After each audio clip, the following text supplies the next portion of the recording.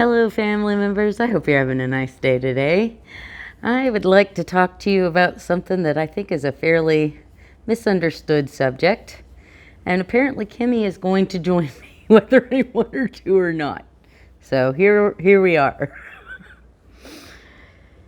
One thing that has really sort of changed my point of view a lot since maybe the election before last or something like that, since I kind of became more aware of this, and I think it's something we need to talk about, and it is this growing divide, this growing war between liberals and leftists.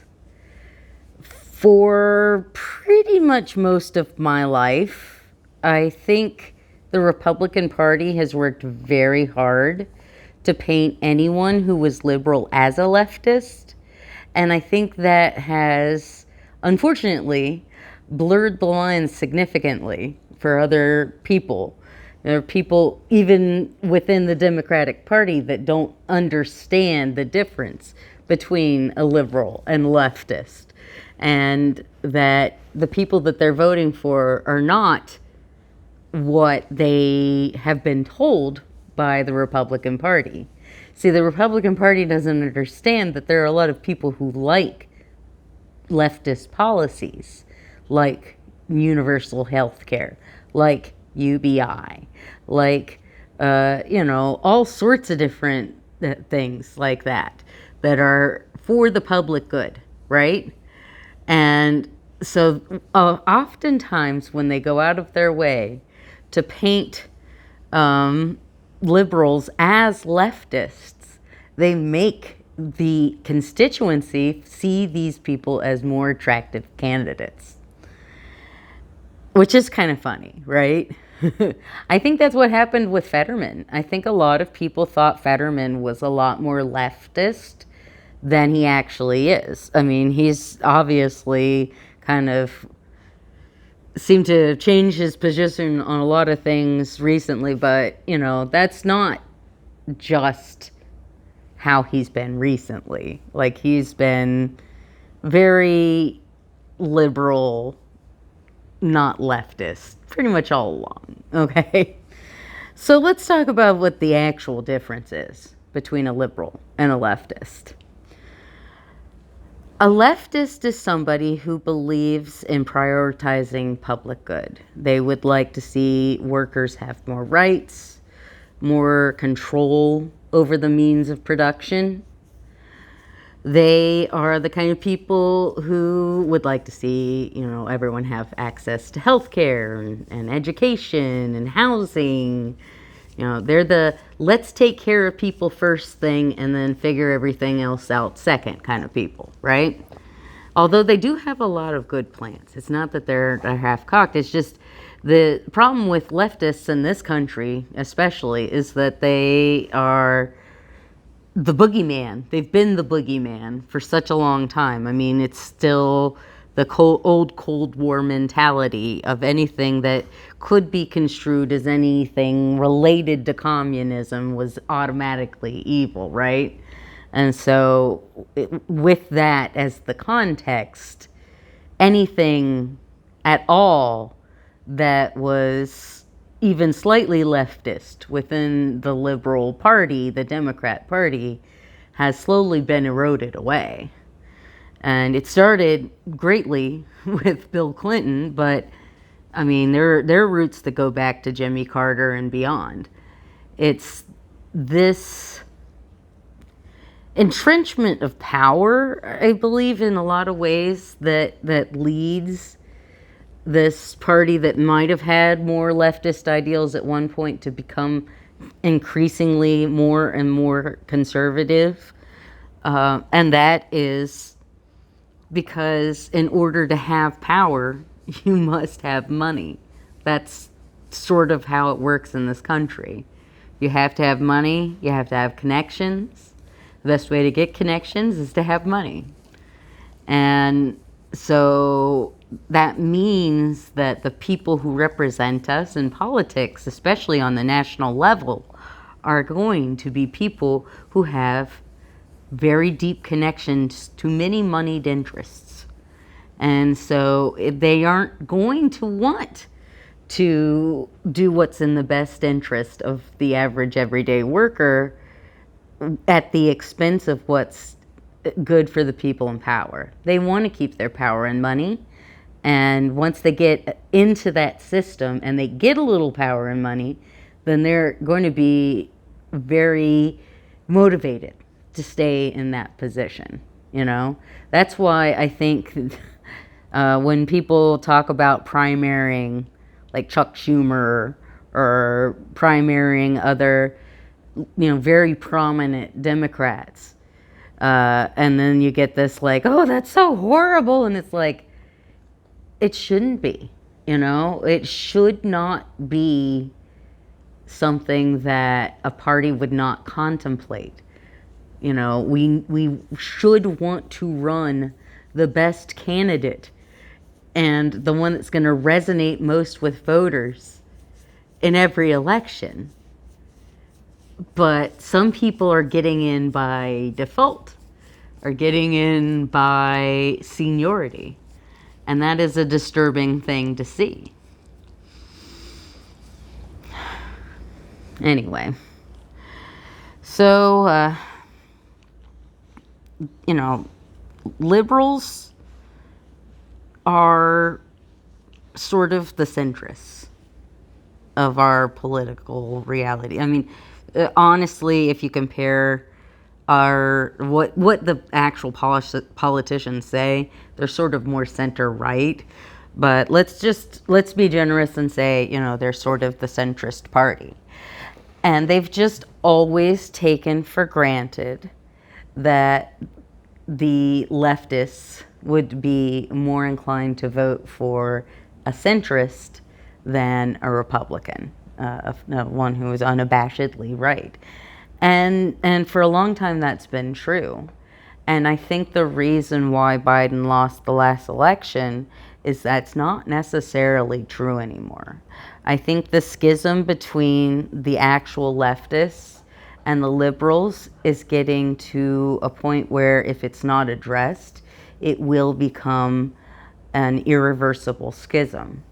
And the reason for that is that leftists are always expected to give way to liberals when it comes to policy. They're always expected to accept whatever sort of like minor compromises they're willing to, try to beg for, and instead of actually having leftists' real desires and the party's real desires actually enacted. It's kind of a huge problem, I think one thing that is very emblematic of this is at the DNC. The leftists are very anti-war, very pro, Gaza's right to be, the people of Gaza's right to not be bombed and starve to death. They're very concerned, and they're not willing to overlook the Israeli actions and not call them what they are, and be appalled that we would be providing munitions or support to Israel in their actions in any way. I mean, I don't know if it's necessarily a leftist view, but every leftist I know seems to feel that way, And a lot of people who probably wouldn't think of themselves as leftists, that are maybe more liberal, maybe a little more centrist or conservative, feel that way too. That, children being starved to death or bombed or shot by soldiers or all of that stuff is just unforgivably horrible and should not be, enabled in any fashion. I don't think that should be a very controversial take, but we live in the world we live in, right? Anyway, so here we are. We got all these people on the left, more progressive people who are not of this same sort of like conservative liberal vanguard that has been the power brokers of the Democrat Party.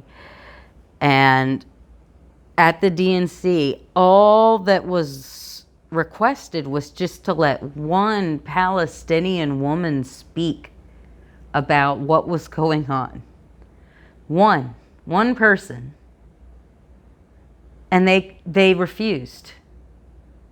This is, I would say, as big of an issue for their base as, say, abortion is for the right. And they refuse to even discuss it. Even have one person tell their story at the DNC. They refuse to allow something that is a huge, important issue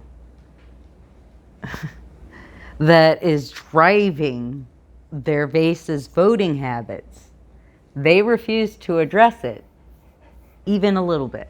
They refuse to include that part of their party at all. And that was a huge mistake. That is a huge part of the reason why Donald Trump is in the White House right now. Because people who voted for Biden in 2020 just simply did not vote for him again in 2024. And a lot of them did that because of his pro-Israel stance. And let's be very clear here. It's not that he is sort of neutral on it. It's not that he was sort of taking both sides. No, Biden's approach was very pro-Israel. He never put any real pressure on Israel, even though his base was demanding it of him. He was unwilling, unable to respond to the base of voters that had voted him in. And so they didn't come out for him. They just didn't. And that's, or for Kamala, rather. But, they didn't come out for the Democrats, is what I mean, really. And the problem with what happened during the Biden administration is that they decided to not rock the boat. They decided that investigating things related to Trump, related to Epstein, which is really something related to Trump by proxy, any crimes that were committed by prominent Republicans were not prosecuted, because that's just so unprecedented. We can't do that, right? Oh my gosh. I remember the news when Trump was going through his trials and everything. This is the first time a former president has ever been charged with blah, blah, blah. They don't want to charge Mitch McConnell with anything. They don't want to charge Andy Biggs or any of the people who were openly involved in arranging January 6th. They didn't want to do that because they wouldn't want that done to them, right? If they had to play dirty to be in the political game with their party, they wouldn't want to have to bear any, legal responsibility for that. And so they didn't want to set that precedent. And it was too late by the time that they realized that Trump and his ideology and the ideology that he espoused didn't just magically disappear when he left the White House, which is so hilarious because I remember people saying that constantly before the election, even if Trump loses, that doesn't mean that the people who voted for him are just gonna go away. We have to address what it is that his movement represents first. But, they didn't. They just assumed things could go back to normal. They are the true centrist conservative party that wants to do as little to change the country as it can. Now, they may call the Republicans and the MAGAs conservative, but they're not conservative. They are radicals. They would like to see radical change made to society. There weren't trans bathroom bills until like the last decade or so. That is a new radical idea. There weren't people talking about, banning abortion in the way that they are now until fairly recently, until we knew that Roe was going to get overturned with Amy Coney Barrett. That's where it started, because people didn't think that there would be these massive, paradigm changing changes that would come. But they are. That's why the party isn't the conservatives anymore. They're the radical right, the conservative Democrats. And the Democrats have been assuming that the true left in this country will just have to vote for them because there's no better choice, because they're not the radical right. And they are being proven wrong, but at the expense of people's lives. This is killing people. I mean, people are losing health coverage. People are losing their jobs. I mean, we have the absolute shambles of our federal aviation industry. I mean, the whole mindset of catering to corporate interests and improving stockholder value being the most important thing for any corporation, instead of, making a good company, a good product, that something's going to last a long time. They don't care about that. They care about the short-term quick buck. And you can't be like that without having consequences. And it may not be immediately, but there will be consequences, and we are starting to really find out what the consequences have been of, I would say, probably close to 40 to 50 years of solidly conservative to right policy being what drove our society. This is the grand right experiment. This is, what Thatcher started and Reagan started. It's the it's taking national industries and making them private corporations, and seeing how, in most cases, that causes them to be sort of inefficient and bad. We don't actually follow the principles of a free market in this country. We don't really have free market capitalism. We have something that pretends to be free market capitalism as a way of, laundering the fact that it's more oligarchical than we would like it to be. We have these small groups of people who rule our lives that are the boards of these very important companies,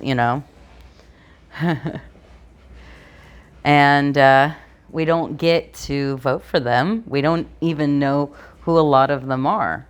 You know, I didn't know who Brian Thompson was until, you know, Luigi did what he did, or allegedly did what he did, I should say. It's not been adjudicated yet, so maybe it wasn't him. Maybe he's innocent. Sorry, Luigi, I didn't mean to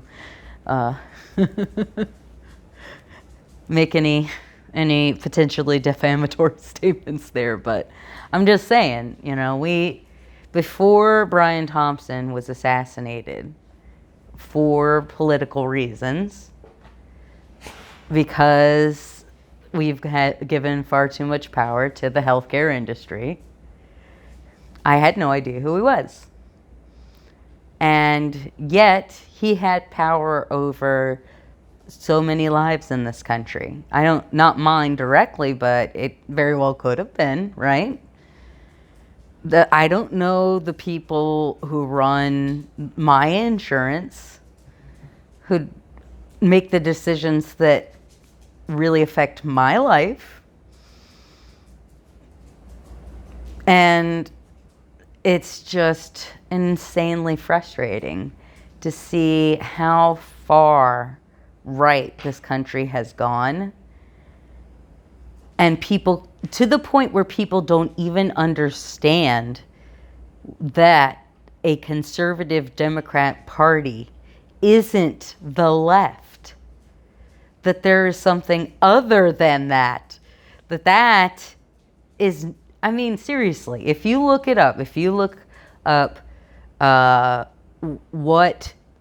where the Democrat Party falls as far as policy and such, it is center-right. It is.